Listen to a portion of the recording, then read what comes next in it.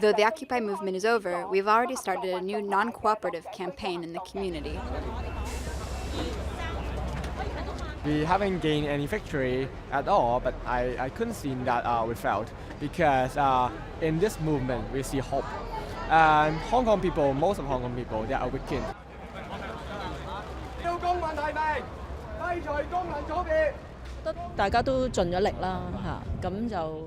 Everybody has done their best.